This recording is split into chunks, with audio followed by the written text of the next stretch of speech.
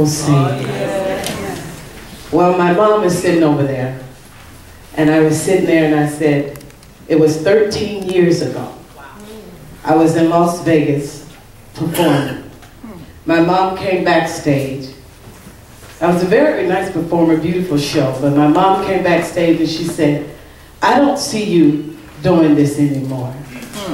I said, Mom, you need to get on from back here. Get on out there and get to the machine, because you're messing with my groove. Because I'm going to the cashier to get my paycheck. Because I was a performer.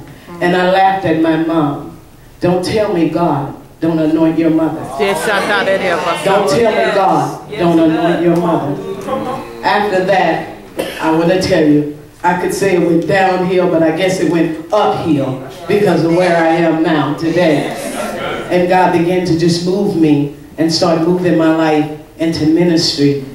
And then I ended up going through to get to so that I could do. God gave me that saying. I'm going to say one more time. You go through to get to so you can do. And before I knew it, I moved from Las Vegas to Paramount, California.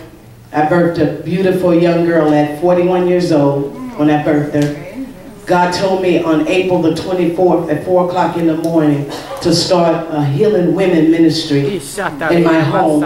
I obeyed God and I started telling friends, everybody, look, I'm going to have church in my house. And before I knew it, they were piling in there.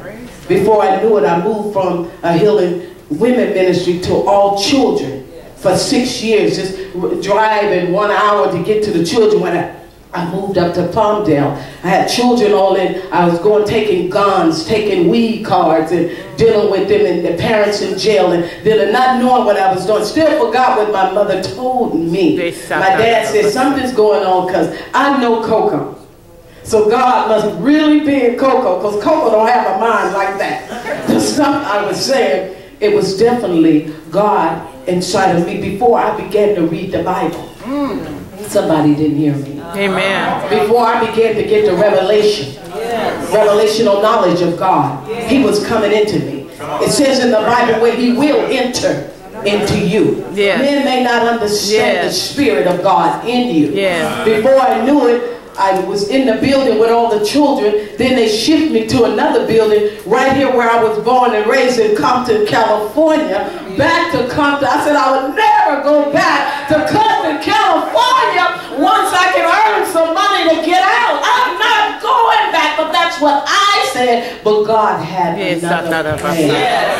He had already had the purpose and the plan. He sent me back to Compton, California.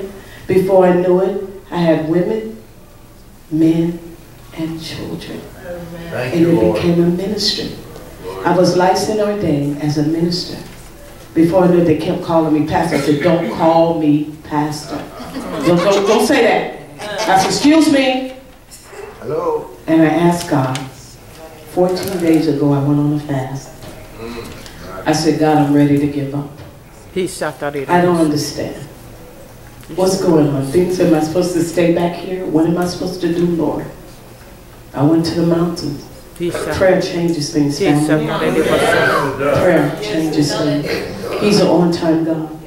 He'll hear you. All you have to do is deny yourself and fast and pray. Before I knew it, I got a phone call.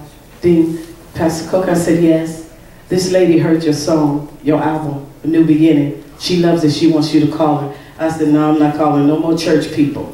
I'm dealing no more church people. Somebody know what I'm talking about. Y'all need to keep it 100. 100. I said, I'm not calling no more church people. But the Spirit of the Lord said, make that phone call. I called this woman of God. I said, hi. I said, Pastor Hugh told me to call you. I said, is this Dr. Lee? She said, hey! Hey! I said, hey! I said, whoa. I said, whoa. She said, hey! She talked. She said, well, how we can meet? And I said, well, I live 1 hour away from here. She said, that's okay. I'll open the center. On the day that she was off, I came here, walked in here, walked in the room, and my life is never been the same. So how are you going to ask God for a building? And ask God for a position that you're not ready to be positioned for. How you gonna ask God for a car when you don't know how to drive? I was walking in the obedience of the pastor, but I needed the rest of it.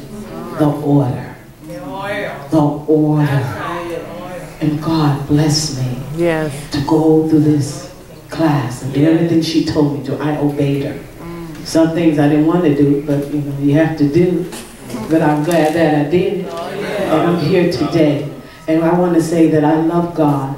And I love my mom. And I lost my daddy 1 year ago. And I was sitting there getting ready to tear up about losing my daddy, wishing he was here right now. But he is here. As you can see. And I can hear him say, CoCo did it. She went through it. She didn't give up. She made it. She made it.